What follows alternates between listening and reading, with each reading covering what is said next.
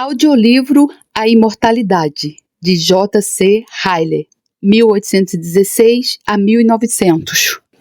Combatendo a ideia de aniquilação após a morte. Desde que preguei o sermão acima, li o volume de Kenon Farah, A Vision of the Future. Com muito que este livro contém, não posso concordar de forma alguma. Qualquer coisa que venha da pena de um escritor tão conhecido, é claro, merece uma consideração respeitosa. Mas devo confessar honestamente, depois de ter lido esse livro, não vejo razão para retirar qualquer coisa que eu disse em meu sermão sobre a eternidade. Não encontro nada de novo nas declarações de Kenon Farah. Ele diz quase nada que não tenha sido dito e refutado anteriormente. A todos os que desejam examinar completamente o assunto da realidade e eternidade do castigo futuro, atrevo-me a recomendar 4 obras que são muito menos conhecidas do que deveriam ser e que me parecem muito mais sólidas e mais bíblicas do que o livro de Farah. Um deles é de Horbury, Inquiry into the Scripture, Doctrine of the Duration of Future Punishment. O segundo é Guy Delstones, Dies Iron. O terceiro é Children's Unsafe Antio. O quarto é um volume de ensaios americanos de vários escritores, Future Life. Nenhum desses livros jamais foi respondido, e arrisco-me a pensar que nunca serão. O livro do bispo Persson sobre o credo, sob o título Resurrection e Eternal Life, também é de grande valia. A pura verdade é que existem grandes dificuldades ligadas ao assunto do estado futuro dos ímpios, que Kenon Farah me parece deixar inteiramente intocado. A espantosa misericórdia de Deus e o horror de supor que muitos ao nosso redor se perderão eternamente. Ele tem lidado plenamente com uma retórica característica. Sem dúvida, as misericórdias de Deus são indescritíveis. Ele não deseja que ninguém pereça. Seu amor ao enviar Cristo ao mundo para morrer pelos pecadores é um assunto inesgotável. Mas esse é apenas um lado do caráter de Deus, como revelamos nas Escrituras. Seu caráter e atributos precisam ser vistos em todos os aspectos. A infinita santidade e justiça de Deus, eterno, sem ódio ao mal, manifestado no dilúvio de Noé e em Sodoma, e na destruição das 7 nações de Canaã, a indescritível vileza e culpa do pecado aos olhos de Deus, o amplo abismo entre o homem natural e seu Criador perfeito, a enorme mudança espiritual pela qual todo filho de Adão deve passar, se ele deve habitar para sempre na presença de Deus, e total ausência de qualquer insinuação na Bíblia que essa mudança pode ocorrer após a morte. Todos esses são pontos que me parecem comparativamente colocados de lado no volume de Farah. Minha mente exige satisfação nesses pontos antes que eu possa aceitar os pontos de vista defendidos em seu livro, e essa satisfação não consigo encontrar no livro. A posição que Farah assumiu foi formalmente defendida pela primeira vez por Orígenes, um pai da Igreja que viveu no 3º século depois de Cristo. Ele corajosamente abordou a opinião de que a punição futura seria apenas temporária, mas sua opinião foi rejeitada por quase todos os seus contemporâneos. O bispo Woodwolf diz: os padres da Igreja, no tempo de Orígenes e nos séculos seguintes, entre os quais muitos tinham a língua original do Novo Testamento como sua língua materna, e que não podiam ser enganados por traduções, examinaram minuciosamente a opinião e declarações de Orígenes e concordaram em grande parte em rejeitá-las e condená-las. Irineu, Cirilo de Jerusalém, Crisóstomo, Basílio, Cirilo de Alexandria e outros da Igreja Oriental, e Tertuliano, Cipriano, Lactâncio, Agostinho Gregório, Magno, Beda e muitos outros da Igreja Ocidental foram unânimes em ensinar que as alegrias dos justos e os castigos dos ímpios não serão temporários, mas eternos. Mas isso não foi tudo. O 5º Concílio Geral, realizado em Constantinopla, sob o imperador Justiniano, em 553, examinou os princípios de Orígenes e aprovou um decreto sinodal condenando-os. E por 1000 anos depois dessa época, houve um consentimento unânime da cristandade nesse sentido. Deixe-me acrescentar a esta afirmação o fato de que a eternidade do castigo futuro tem sido mantida por quase todos os teólogos desde o tempo da Reforma até os dias atuais. É um ponto sobre o qual luteranos, calvinistas, arminianos, episcopais, presbiterianos e independentes, sempre com poucas exceções, sempre foram de uma mesma opinião. Pesquisem os escritos dos mais eminentes e eruditos reformadores. Pesquisem as obras dos puritanos. Pesquisem os poucos vestígios literários dos homens que reviveram o cristianismo inglês no século XVIII e, via de regra, sempre obterão uma resposta harmoniosa. Nos últimos anos, sem dúvida, a não eternidade da punição futura encontrou vários defensores zelosos, mas até uma data comparativamente moderna, eu afirmo sem hesitar, os defensores dos pontos de vista de Farrar sempre foram uma minoria extremamente pequena entre os cristãos ortodoxos. Este fato é, de qualquer forma, digno de ser lembrado. Quanto às dificuldades que cercam a visão antiga ou comum de punição futura, admito sua existência e não pretendo explicá-las, mas sempre espero encontrar muitos mistérios na religião revelada e não tropeço em tais mistérios. Vejo outras dificuldades no mundo que não consigo resolver e me contento em esperar a solução. O ministério de Deus, a origem do mal, a permissão da crueldade, opressão, pobreza e doença, a doença permitida e morte de crianças, antes de distinguir o bem do mal, as perspectivas futuras dos pagãos que nunca ouviram o Evangelho, o estado da China, Hindustão e África Central. Nos últimos 1800 anos, todas essas coisas são, na minha opinião, profundezas que não tenho linha para sondar, mas espero pela luz e não tenho dúvidas de que tudo ficará claro. Descanso no pensamento de que Deus é um ser de infinita sabedoria e está fazendo todas as coisas de acordo com sua vontade. Não fará justiça o juiz de toda a terra? Gênesis 18, 25. Há um grande ditado de Eliú, em Jó: ao Todo-Poderoso não o podemos alcançar. Ele é grande em poder, porém não perverte o juízo e a plenitude da justiça. Jó 37, 23. Pode ser perfeitamente verdade que muitos teólogos romanos e até mesmo alguns protestantes fizeram declarações extravagantes e ofensivas sobre os sofrimentos dos perdidos no mundo vindouro. Pode ser verdade que aqueles que acreditam no castigo eterno ocasionalmente interpretaram mal ou traduziram mal os textos e levaram a linguagem figurada longe demais. Mas não é justo responsabilizar o cristianismo pelos erros de seus defensores. É um velho ditado que diz que erros cristãos são argumentos infiéis. Tomás de Aquino, Dante, Milton, Boston e Jonathan Edwards não foram inspirados e infalíveis, e eu me recuso a responder por tudo o que eles possam ter escrito sobre o estado dos perdidos.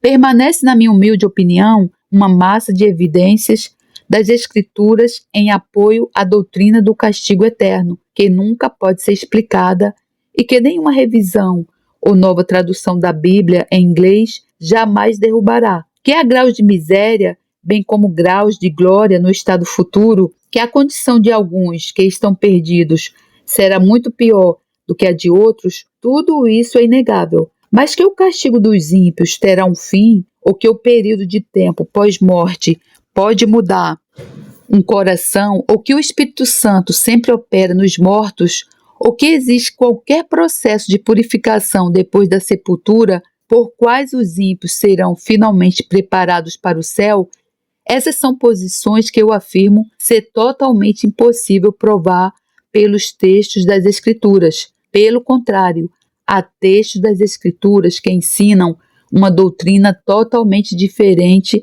dessa apresentada por Farrar. É surpreendente, diz Horbury, se o inferno é um estado de purificação, porque sempre ele foi representado nas Escrituras como lugar de punição. Se uma vez começamos a inventar doutrinas que não podemos provar por meio da Bíblia, ou recusar a evidência de textos das Escrituras, porque eles nos levam a conclusões que não gostamos, podemos também desprezar e descartar a Bíblia. O argumento de alguns de que nenhuma doutrina religiosa pode ser verdadeira, que seja rejeitada pela opinião comum e pelo sentimento popular da humanidade, que quaisquer textos que contradigam esse sentimento popular comum devem ser mal interpretados e que, portanto, o castigo eterno não pode ser verdadeiro, porque o sentimento interior da multidão se revolta contra ele. Esse argumento me parece tão perigoso quanto infundado. É perigoso porque atinge diretamente a autoridade das Escrituras como a única regra de fé. Onde está o uso da Bíblia se a opinião comum do homem mortal deve ser considerada como tendo mais peso do que as declarações da palavra de Deus? É uma criatura caída, com coração e entendimento corruptos, e por isso, nas coisas espirituais, seu julgamento é inútil. Há um véu sobre nossos corações. O homem natural não aceita as coisas do Espírito de Deus, porque eles são loucura. 1 Coríntios 2,14. Dizer diante de tal texto que qualquer doutrina que a maioria dos homens não goste, como a punição eterna, deve, portanto, ser falsa, é simplesmente absurdo. A opinião comum tem mais probabilidade de estar errada do que certa. Sem dúvida, o bispo Butler disse: se na revelação houver alguma passagem cujo significado aparente seja contrário à religião natural, podemos certamente concluir que tal significado aparente não é o verdadeiro. Mas aqueles que citam triunfantemente essas palavras fariam bem em observar a frase que se segue. Mas, por vezes, se uma interpretação contém uma doutrina que a luz da natureza não pode descobrir, não devemos descartá-la imediatamente por causa de nossa presunção contra essa interpretação. Afinal, o sentimento comum ou opinião da maioria da humanidade sobre a duração do castigo futuro é uma questão que admite muitas dúvidas. Claro que não temos meios de verificar, e isso significa pouco de qualquer maneira. Em tal assunto, o único ponto é o que diz a Escritura, mas tenho uma forte suspeita. Se o mundo pudesse ser pesquisado, que descobriríamos que a maior parte da humanidade acredita no castigo eterno. Sobre a opinião dos gregos e romanos, de qualquer forma, pode haver pouca disputa. Se alguma coisa é claramente ensinada nas histórias de sua mitologia, é a natureza infinita dos sofrimentos dos ímpios. O bispo Butler diz: os escritores gentios, tanto moralistas quanto poéticos, falam do futuro castigo dos ímpios, tanto em duração quanto em grau, de maneira semelhante à expressão e descrição das Escrituras. As lendas estranhas de Tântalo, Sísifo, Ixion, Prometeu e as Danáides têm uma característica em comum. Em todos os casos, o castigo é eterno. Este é um fato digno de observação. Isso mostra que os oponentes do castigo eterno não devem falar com muita confiança sobre a opinião comum da humanidade. A doutrina da aniquilação dos ímpios, assim que eles morrem, a qual muitos aderem, parece-me totalmente irreconciliável com as palavras de nosso Senhor Jesus Cristo sobre a ressurreição do juízo. E as palavras de Paulo: haverá ressurreição tanto de justos como de injustos, João 5,29, Atos 24,14, que até que se prove que essas palavras não fazem parte da inspirada Escritura, parece-me mera perda de tempo argumentar sobre isso. O argumento favorito dos defensores dessa doutrina de que morte, morrer, perecer, destruição e coisas semelhantes são frases que só podem significar cessação da existência é facilmente refutado. Todo leitor da Bíblia sabe que Deus disse a Adão a respeito do fruto proibido: no dia em que dela comeres, certamente morrerás. Gênesis 2,17.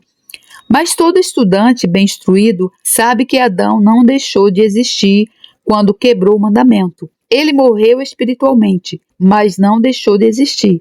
Assim também Pedro diz sobre o dilúvio. Veio a perecer o mundo daquele tempo, afogado em água. 2 Pedro 3,6. No entanto, certamente o mundo não deixou de ser, e quando a água secou, Noé viveu nele novamente. O argumento de que a palavra eterno nas Escrituras nem sempre significa sem fim e que, consequentemente, castigo eterno não significa castigo sem fim é um argumento que não suportará uma investigação.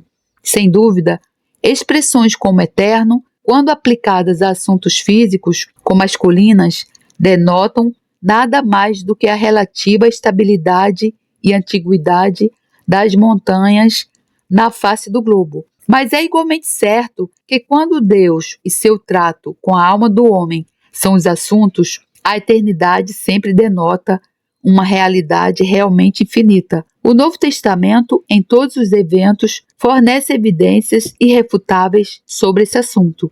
Em nossa versão autorizada, a mesma palavra grega é traduzida 42 vezes como infinito e 24 vezes como sem fim. Em 43 lugares é aplicado a vida de glória eterno que é prometida aos crentes.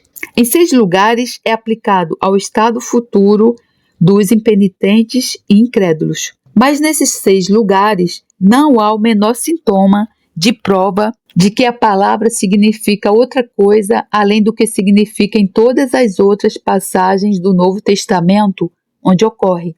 Em suma, desde o início de Mateus até o final de Apocalipse, a palavra só pode ter um significado, seja aplicado a Deus ou ao Espírito, ou à redenção, ou à consolação, ou glória, ou punição, ou fogo. Tal palavra só pode ter uma interpretação. Sempre significa aquilo que não tem fim. Punição com prazo definido. Há outra doutrina, no entanto, sobre o estado futuro, que ultimamente tem encontrado grande favor em alguns lugares e requer mais atenção porque é mais enganadora e plausível do que a doutrina da aniquilação universal final. A doutrina que tenho em vista, se a entendo corretamente, equivale a isso. Imortalidade em seu sentido pleno. É o privilégio peculiar do crente. Sua felicidade após a morte é real e literalmente eterna. Mas a miséria daqueles que morrem em pecado não será eterna. Ele cessará após um certo período. Embora esse período possa ser terrivelmente longo, e então virá um estado de não existência ou inconsistência como o estado futuro do budista. Os defensores dessa teoria moderna afirmam que a existência infinita de seres em sofrimento é irreconciliável com o caráter de um Deus amoroso e misericordioso. As ideias do homem sobre a enorme pecaminosidade do pecado, à vista da indizível santidade e pureza de Deus, certamente são completamente inadequadas e defeituosas. Nenhuma duração de incontáveis eras fará do pecado algo além de um mal indescritível diante do ser com quem temos que lidar. Milhões de anos de miséria nunca poderiam satisfazer aquela violação da lei de Deus pela qual o sangue de Jesus Cristo, o eterno Filho de Deus, foi necessário para prover expiação. É o sangue, e não o tempo, que esgota a pecaminosidade do pecado. Mas não desejo me deter nesse ponto. Eu prefiro descansar na palavra de Deus. Digo então, sem hesitação, que a alegada distinção entre a duração da futura bem-aventurança dos piedosos e a futura miséria dos ímpios é uma distinção que não pode ser provada pela Bíblia. Você não pode ensinar a distinção sem dar um golpe mortal nas perspectivas do crente além do túmulo. A linguagem das Escrituras sobre a duração do estado futuro de ambas as classes é a mesma. Você não pode limitar ou encurtar um estado sem limitar ou encurtar igualmente o outro. O que diz o profeta Daniel? Muitos dos que dormem no pó da terra ressuscitarão, uns para a vida eterna e outros para a vergonha e horror eterno. Daniel 12:2. O que diz nosso Senhor Jesus Cristo? E irão estes para o castigo eterno, porém os justos para a vida eterna. Mateus 25:46. Esses dois textos por si só me parecem conclusíveis e irrespondíveis. Em cada caso, as palavras hebraicas e gregas que descrevem os dois estados são precisamente as mesmas. A felicidade futura dos salvos e a miséria futura dos perdidos são declaradas semelhantes em termos de duração. Se um deve chegar ao fim, o outro também chegará. Se a vida não tem fim, a vergonha e o castigo não terão. Aos meus olhos, ambos parecem igualmente intermináveis, eternos e infinitos. Onde está o cristão que não ficaria chocado com a ideia de uma vida de bem-aventurança após a morte, que um dia cessaria e chegaria ao fim? Que crente leitor da Bíblia não se apega à ideia de que depois deste mundo terreno, decadente, haverá um mundo sem mudança? Que homem ou mulher santo, em meio a despedidas, cruzes, separações, doenças e mortes, não se alegra com o pensamento de um reino incorruptível, uma coroa que não se desvanece, um encontro sem separação e uma vida sem morte? E por quê? Simplesmente porque essas são as coisas que são prometidas 100 vezes na palavra escrita de Deus. Toda essa riqueza de esperança deve ser abandonada e jogada ao mar se admitirmos uma vez as teorias modernas sobre o mundo vindouro. A futura coroa deve desaparecer, o futuro encontro será desfeito, a glória futura será deferida, a vida futura deve ser trocada por extinção ou inconsistência. Que perspectiva mais miserável! Uma vez concedido que o castigo eterno deve ter um fim, por paridade de raciocínio, você deve conceder que é um fim da vida eterna. Uma vez derrubada a verdade de um inferno eterno, você não pode manter a verdade de um céu eterno. Eles ficam ou caem juntos. Há um profundo ditado de Gregório o Grande, citado pelo bispo Persson. Se aquilo que Deus ameaçou não é verdade, então aquilo que ele prometeu também não é verdade. Em suma, para usar as próprias palavras do bispo, a condição dos perdidos é inalterável. Sua condenação é irreversível, seus tormentos inevitáveis, suas misérias eternas. Como eles não serão retirados de seu castigo pela aniquilação de si mesmos, o castigo não será retirado deles por nenhuma compaixão.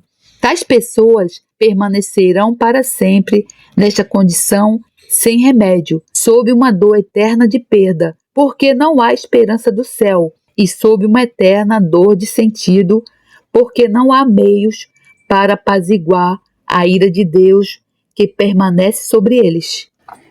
Conclusão. Concluirei agora esse extenso pós-escrito com uma passagem de um trabalho que enviei há 25 anos, que muitos leitores deste livro provavelmente não tiveram a oportunidade de ler. Um quarto de século se passou desde que escrevi a passagem. Espero ser mais sábio em muitos aspectos.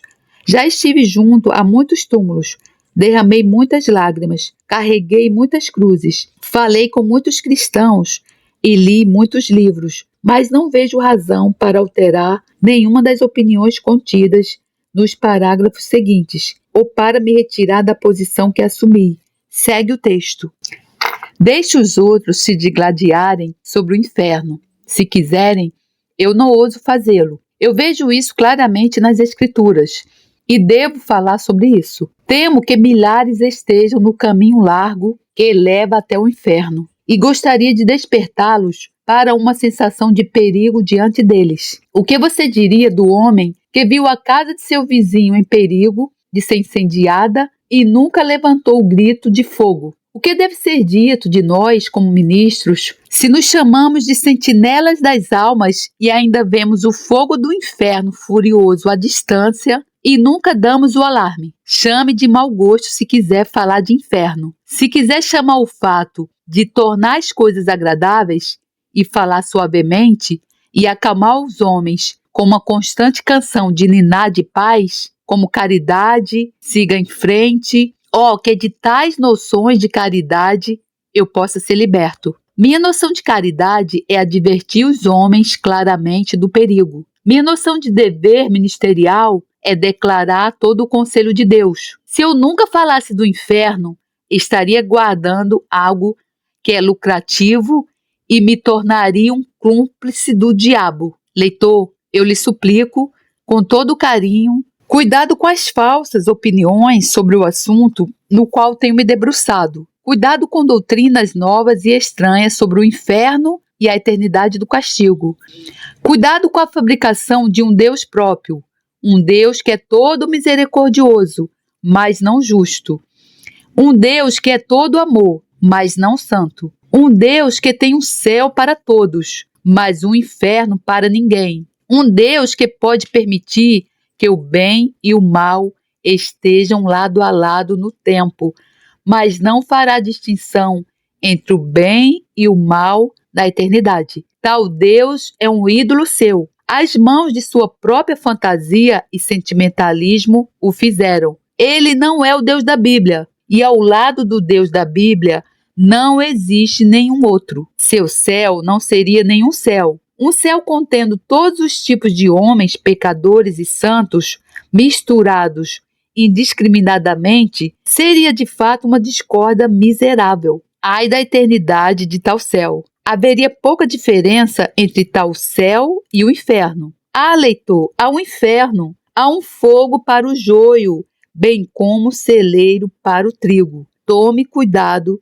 para que você não descubra tarde demais. Cuidado para não ser sábio sobre o que está escrito. Cuidado com a formação de teorias fantasiosas de sua preferência, ou em tentar fazer a Bíblia se encaixar com elas. Cuidado ao fazer seleções de sua Bíblia para se adequar ao seu gosto, recusando como uma criança mimada o que você pode achar amargo, agarrando como uma criança mimada o que você acha doce. O que é tudo isso senão pegar o canivete de Joaquim e cortar a palavra de Deus em pedaços? A palavra de Deus ela é simples e direta. O que não estiver na palavra de Deus escrita não é a verdade. O que significa dizer a Deus que você, um pobre verme de vida curta, sabe o que é bom para você melhor do que ele? Você deve tomar a Bíblia como ela é. Você deve ler tudo e acreditar em tudo. Você deve vir para a leitura dela no espírito de uma criancinha. Não ouse dizer, acredito neste versículo, pois gosto dele. Eu rejeito esse, pois não gosto do que afirma.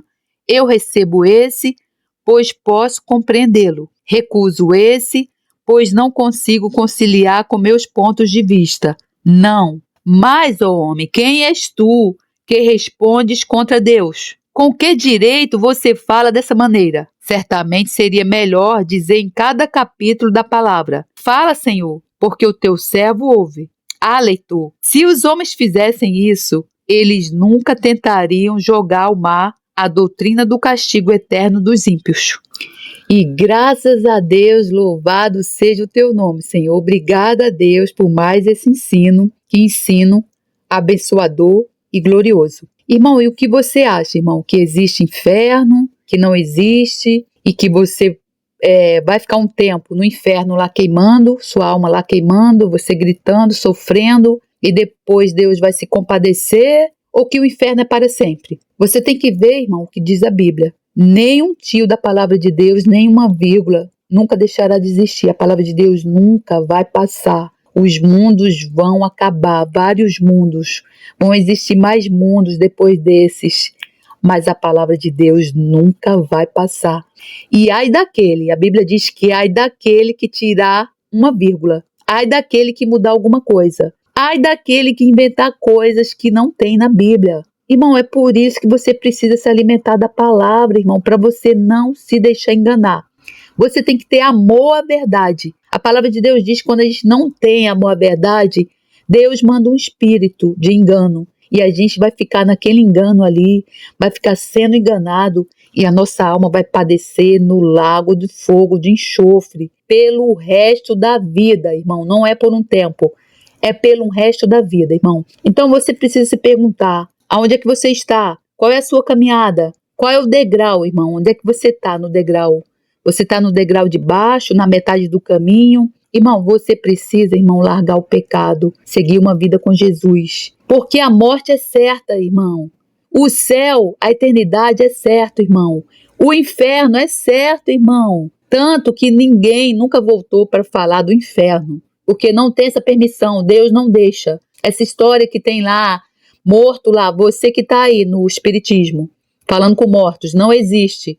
Isso aí é Satanás que está te enganando. Satanás, ele se disfarça de espírito de luz, que eles chamam espírito de luz, não é. É espírito do maligno que está te enganando aí. Sai desse engano, pede perdão a Deus enquanto é tempo. Então, irmão, vou deixar um versículo bíblico aqui para você meditar nele. Ai dos que ao mal chamam bem, e ao bem mal, que fazem das trevas luz e da luz trevas, e fazem do amargo doce e do doce amargo. Ai dos que são sábios a seus próprios olhos e prudentes diante de si mesmos. Ai dos que são poderosos para beber vinho e homens de poder para misturar bebida forte. Dos que justificam ao ímpio por suborno e aos justos negam a justiça.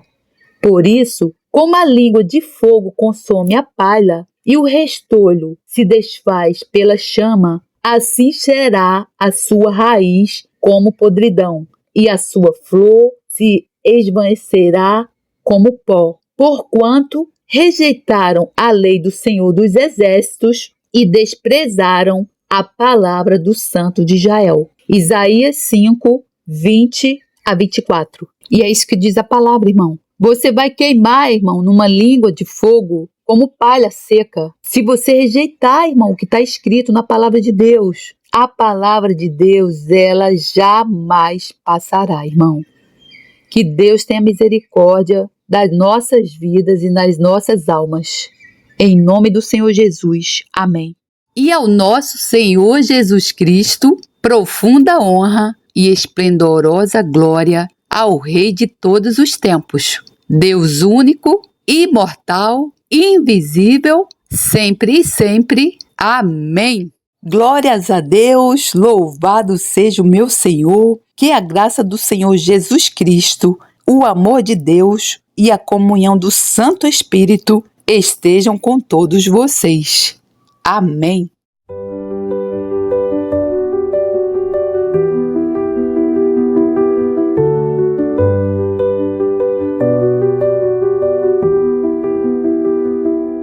Senhor meu Deus, quando eu maravilhado contemplo a tua imensa criação, a terra, o mar e o céu todo estrelado, me vem falar da tua perfeição.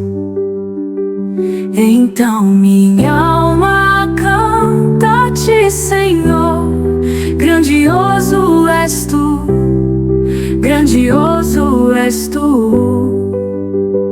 Então minha alma canta a ti, Senhor, grandioso és tu, grandioso és tu.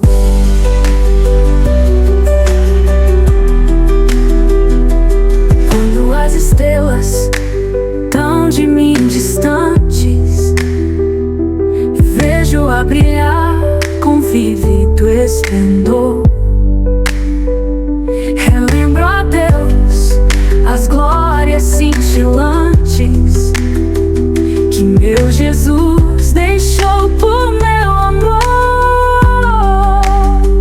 Então minha alma canta a ti, Senhor, grandioso és tu, grandioso és tu.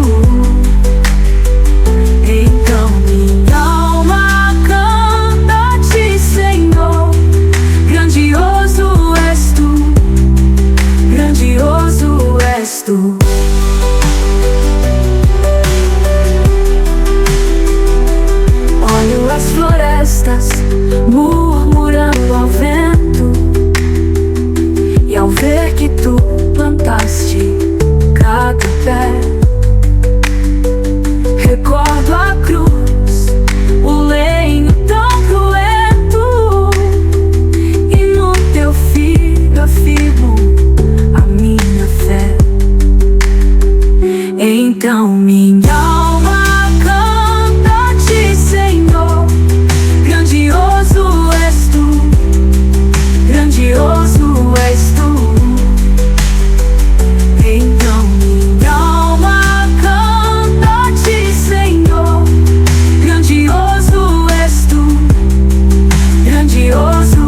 és tu.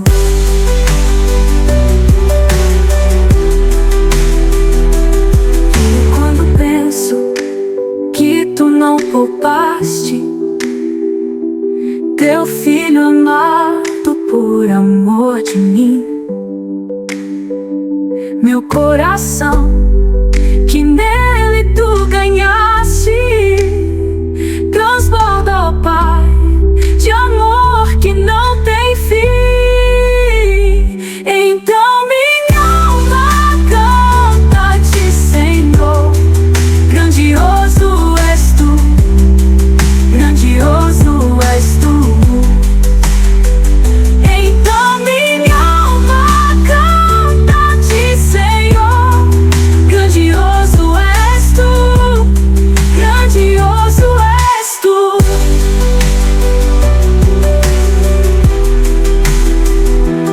E quando Cristo, o amado meu, voltando, vier do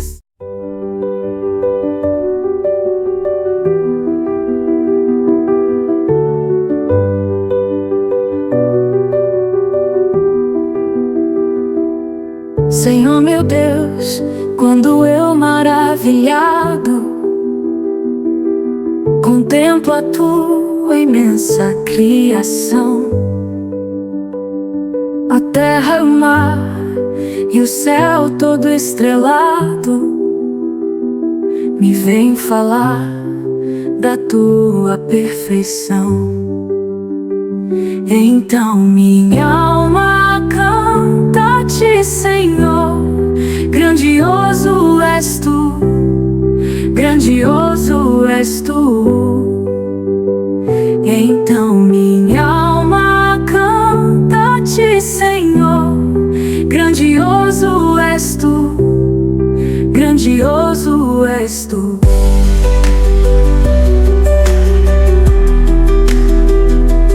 Quando as estrelas tão de mim distantes, vejo a brilhar com vívido esplendor,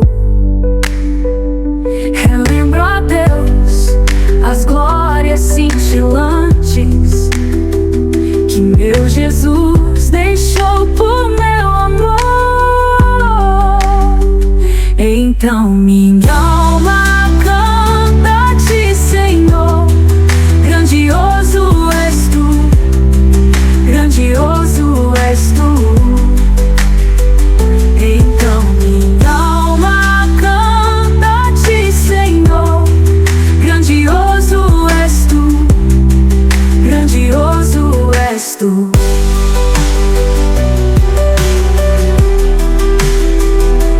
Olho as florestas murmurando ao vento, e ao ver que tu plantaste cada pé,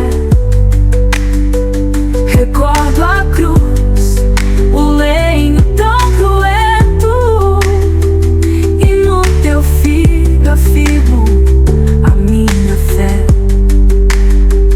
Então minha alma canta-te, Senhor, grandioso és tu, grandioso és tu.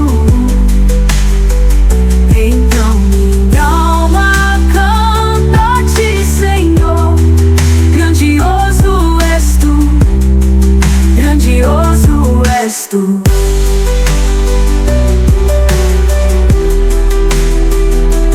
E quando penso que tu não poupaste teu filho amado por amor de mim, meu coração